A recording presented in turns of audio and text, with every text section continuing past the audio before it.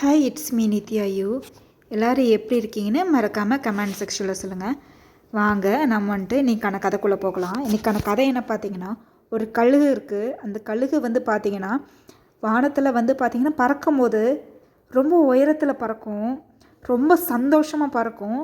அந்த கழுகோட பார்வையிலேருந்து ஒரு சின்ன ஒரு மீனும் ஒரு மனுஷனும் ஒரு பாம்போ எதுவுமே தப்பிக்கவே முடியாதுன்ற அளவுக்கு ரொம்ப துல்லியமான எல்லாத்தையுமே கவனித்து வானத்தில் அதிகமாக உயரத்தில் பறக்கக்கூடிய ஒரு பறவை கழுகு எல்லாமே. ஆனால் அது எப்போ அதோடய வயசு ஆகுதோ, அதோட உடம்புலேருந்து ரெக்கை விழுக ஆரம்பிக்குதோ, அது ஒரு விஷயத்த பண்ணும். என்ன தெரியுமா பண்ணும்? அதோட ரெக்கை எல்லாத்தையுமே ஒன்றொன்னையும் அதுவாக வாயிலேருந்து பிச்சு போட்டுரும். ஏன் தெரியுமா? அது ஒன்றொன்னே விழுகும் போது பார்க்க ரொம்ப கஷ்டமாக இருக்கும். ஆனால் அதுவே பிச்சு போட்டுருச்சுன்னா அது வழி அதுக்கு தெரியவே தெரியாது. அது மட்டும் இல்லாமல் அதோட வாயை அதுவே ஒரு பாறையில் உடச்சிக்கும். இந்த விஷயம் எல்லாத்தையுமே ஒரு உயரமான ஒரு மலையில் போய் உட்காந்து தான் செய்யும்.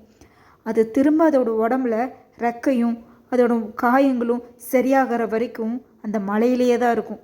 ஆனால் இது எல்லாமே சரியானதுக்கு அப்புறமா திரும்ப வானத்தில் பறக்கும். அப்படி பறக்கும்போது காக்காங்கள்லாம் சேர்ந்து என்ன பண்ணுவாங்க தெரியுமா? அந்த கழுகை எப்படியாச்சும் டாமினேட் பண்ணணும், அது இல்லாமல் பண்ணணும் அப்படின்றக்காக அதோட மேலே உட்காந்து அதோட ரெக்கைங்களாம் பிக்க பார்ப்பாங்க, காயப்படுத்த பார்ப்பாங்க. ஆனால் அந்த கழுகு ஒன்றுமே பண்ணாது, ஒரு விஷயத்தை கூட பண்ணாது. அது பண்ணுற ஒரே ஒரு விஷயம் என்ன தெரியுமா? வானத்தில் உயரத்தில் பறக்கணும் மட்டுமே அதோட கோலாக வச்சுக்கிட்டு வானத்தில் உயரத்தில் பறக்கும்.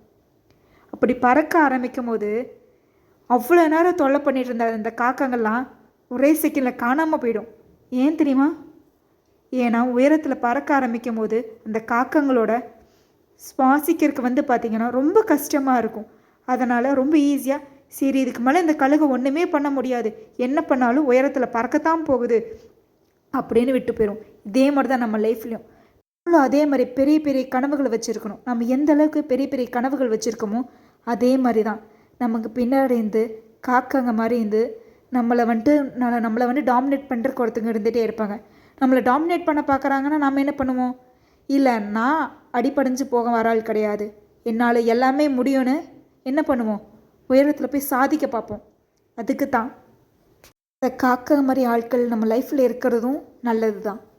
இதிலேருந்து உங்களுக்கு புரிஞ்சிருக்குன்னு நினைக்கிறேன். நீங்கள் ஏதோ ஒரு எக்ஸாம் பாஸ் ஆகும்னு நினைக்கிறீங்க, படிக்கணும்னு நினைக்கிறீங்க, ஏதோ ஒரு பிஸ்னஸ் ஆரம்பிக்கணும்னு நினைக்கிறீங்கன்னா, ஏதோ ஒரு வேலைக்கு போகணும்னு ஆசைப்பட்றீங்கன்னா, ஒரு வெளிநாட்டுக்கே போகணும்னு ஆசைப்பட்றீங்களா சரி, எதுவாக இருந்தாலும் சரி, எவ்வளோ பெரிய விஷயமா இருந்தாலும் சரி, நீங்கள் கீப் ட்ரைங் பண்ணிகிட்டே இருக்கணும்.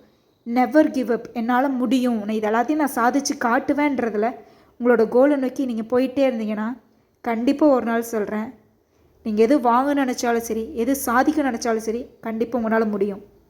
And have a great day. இந்த கதை உங்களுக்கு பிடிச்சிருந்தா மறக்காமல் லைக் பண்ணுங்கள் அண்ட் ஷேர் பண்ணுங்கள் அண்ட் கமெண்ட் பண்ணுங்கள். முக்கியமாக சப்ஸ்கிரைப் பண்ணுங்கள். இது போல் நிறைய மோட்டிவேஷனல் ஸ்டோரிஸ், அதே மாதிரி நிறைய ரெசிபீஸ், நிறைய கண்டென்ட் நியூவாக வந்துகிட்டே இருக்கும். கவனிச்சிங்களா? பார்த்தீங்களா இந்த கழுகு எவ்வளோ அழகாக வானத்தில் பறக்குதுன்னு, அதோட இறையை சேஸ் பண்ணுறதுக்கு போகுதுன்னு. அதே மாதிரி நீங்களும் இதே மாதிரி தான் இருக்கணும்.